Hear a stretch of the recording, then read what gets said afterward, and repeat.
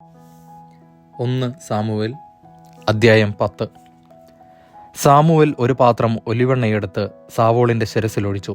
അവനെ ചുംബിച്ചിട്ട് പറഞ്ഞു, കർത്താവ് തൻ്റെ ജനത്തിൻ്റെ ഭരണാധികാരിയായി നിന്നെ അഭിഷേചിച്ചിരിക്കുന്നു. അവിടുത്തെ ജനത്തെ ഭരിക്കുകയും എല്ലാ ശത്രുക്കളിലും നിന്ന് അവരെ സംരക്ഷിക്കുകയും ചെയ്യണം. തൻ്റെ അവകാശമായ ജനത്തിന് രാജാവായ കർത്താവ് നിന്നെ വാഴിച്ചിരിക്കുന്നു എന്നതിൻ്റെ അടയാളം ഇതായിരിക്കും. ഇന്ന് നീ എന്നെ വിട്ടു പോകുമ്പോൾ ബെഞ്ചമിൻ്റെ നാട്ടിലെ സെൽസാഹിൽ റാഹേലിൻ്റെ ശവകുടീരത്തിന് സമീപം 2 ആളുകളെ നീ കാണും. നീ അന്വേഷിച്ച കഴുതകളെ കണ്ടുകിട്ടിയെന്നും അവയെക്കുറിച്ചല്ല എൻ്റെ മകൻ എന്തുപറ്റി എന്ന് ചോദിച്ചുകൊണ്ട് നിന്നെക്കുറിച്ചാണ് നിന്റെ പിതാവ് ഉത്കണ്ഠനായിരിക്കുന്നതെന്നും അവർ നിന്നോട് പറയും. അവിടെ നിന്ന് താബോറിലെ ഓക്ക് വൃക്ഷത്തിന് സമീപം എത്തുമ്പോൾ ബഥേലിൽ ദൈവത്തിന് ബലിയർപ്പിക്കാൻ പോകുന്ന 3 പേരെ നീ കണ്ടുമുട്ടും. ഒരുവൻ 3 ആട്ടിൻകുട്ടികളെ എടുത്തിരിക്കും, രണ്ടാമൻ 3 അപ്പവും മൂന്നാമൻ 1 തോൽക്കുടം വീഞ്ഞും. അവർ നിന്നെ അഭിവാദനം ചെയ്ത് 2 അപ്പം നിനക്ക് നൽകും. അത് നീ സ്വീകരിക്കണം. അനന്തരം ഫിലിസ്ത്യർ കൂടാരം അടിച്ചിരിക്കുന്ന ഗിബെയയിലുള്ള ദൈവത്തിൻ്റെ മലയിലെത്തും. പട്ടണത്തിലേക്ക് കടക്കുമ്പോൾ സാരംഗി, ചെണ്ട, കുഴൽ, കിന്നരം എന്നീ വാദ്യമേളങ്ങളോടെ മലമുകളിൽ നിന്ന് ഇറങ്ങി വരുന്ന ഒരു പ്രവാചക ഗണത്തെ നീ കണ്ടുമുട്ടും.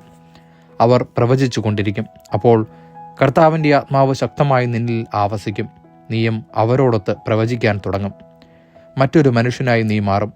ഇവ സംഭവിക്കുമ്പോൾ യുക്തം പോലെ ചെയ്തു കൊള്ളുക. ദൈവം നിന്നോട് കൂടെയുണ്ട്. എനിക്ക് മുമ്പേ ഗിൽഗാലിലേക്ക് നീ പോകണം. ദഹനബലികളും സമാധാന ബലികളും അർപ്പിക്കാൻ ഞാനും വരുന്നുണ്ട്. എന്താണ് ചെയ്യേണ്ടതെന്ന് ഞാൻ വന്ന് കാണിച്ചു തരുന്നതുവരെ 7 ദിവസം നീ കാത്തിരിക്കുക. സാവൂൾ സാമുവേലിൻ്റെ അടുക്കൽ നിന്ന് പോകാൻ തിരിഞ്ഞപ്പോൾ ദൈവം അവന് ഒരു പുതിയ ഹൃദയം നൽകി. സാമുവേൽ പറഞ്ഞതെല്ലാം അന്ന് തന്നെ സംഭവിച്ചു. സാവൂളും ഭൃത്യനും ഗിബെയയിലെത്തിയപ്പോൾ പ്രവാചക ഗണത്തെ കണ്ടു. ഉടൻ ദൈവത്തിൻ്റെ ആത്മാവ് അവനിൽ ശക്തമായി പ്രവർത്തിച്ചു. അവനും അവരോടൊത്ത് പ്രവചിച്ചു.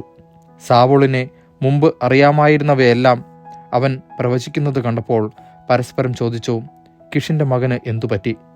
സാവൂളും പ്രവാചകനോ? അവിടുത്തുകാരിൽ ഒരാൾ ചോദിച്ചു, അവരുടെ പിതാവ് ആരാണ്? അങ്ങനെ സാവൂളും ഒരു പ്രവാചകനോ എന്നത് ഒരു പഴഞ്ചൊല്ലായി തീർന്നു. പ്രവചനം കഴിഞ്ഞ് അവൻ മലമുകളിലെത്തി. സാവൂളിൻ്റെ പിതാവിൻ്റെ സഹോദരൻ അവനോടും ഭൃത്യനോടും ചോദിച്ചു, നിങ്ങൾ എവിടെ പോയിരിക്കുകയായിരുന്നു? കഴുതകളെ തിരക്കി പോയതായിരുന്നു. അവയെ കാണായികയാൽ ഞങ്ങൾ സാമുവേലിൻ്റെ അടുക്കൽ പോയി എന്നവൻ പറഞ്ഞു. സാമുവേൽ നിങ്ങളോട് എന്തു പറഞ്ഞു എന്ന് അവൻ ചോദിച്ചു. സാവൂൾ പറഞ്ഞു, കഴുതകളെ കണ്ടുകിട്ടിയെന്ന് അവൻ ഞങ്ങളോട് പറഞ്ഞു. എന്നാൽ താൻ രാജാവാകാൻ പോകുന്നതിനെപ്പറ്റി സാമുവേൽ പറഞ്ഞതൊന്നും അവനോട് പറഞ്ഞില്ല. സാമുവേൽ ജനത്തെ മിസ്പായിൽ കർത്താവിൻ്റെ സന്നിധിയിൽ വിളിച്ചുകൂട്ടി ഇസ്രായേൽ ജനത്തോട് അവൻ പറഞ്ഞു, ഇസ്രായേലിൻ്റെ ദൈവമായ കർത്താവ് ഇപ്രകാരം അരുളി ചെയ്യുന്നു, ഇസ്രായേലിനെ ഈജിപ്തിൽ നിന്ന് ഞാൻ കൊണ്ടുവന്നു.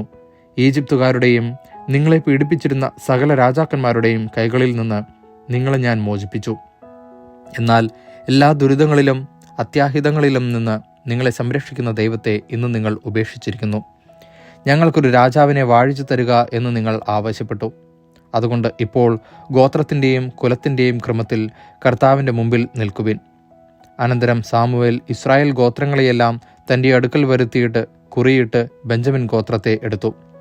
ബെഞ്ചമിൻ ഗോത്രത്തിലെ കുടുംബങ്ങളെയെല്ലാം തൻ്റെ അടുക്കൽ വരുത്തി. മത്രി കുടുംബത്തിനാണ് കുറി വീണത്. അവസാനം മത്രി കുടുംബാംഗങ്ങളെ ഓരോരുത്തരെയും വരുത്തി. കിഷിൻ്റെ മകനായ സാവൂളിനെ കുറിയിട്ട് സ്വീകരിച്ചു. എന്നാൽ അവർ അന്വേഷിച്ചപ്പോൾ അവനെ കണ്ടില്ല. അവനിവിടെ വന്നിട്ടുണ്ടോ എന്ന് അവർ കർത്താവിനോട് ചോദിച്ചു. അവനിതാ ഭാണ്ഡങ്ങൾക്കിടയിൽ ഒളിച്ചിരിക്കുന്നു എന്ന് കർത്താവ് പറഞ്ഞു.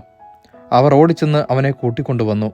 ജനമധ്യേ നിന്നപ്പോൾ മറ്റാരെയും കാൾ അവൻ്റെ ശിരസും തോളും ഉയർന്നു നിന്നിരുന്നു.